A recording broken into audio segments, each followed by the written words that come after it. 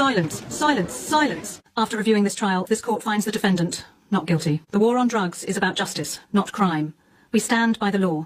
Now, Mr. Doe 30, you can pack your things and go home to your country.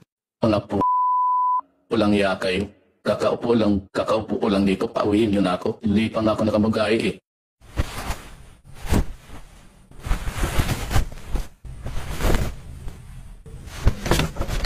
Hello, tao po. May tao ba dito?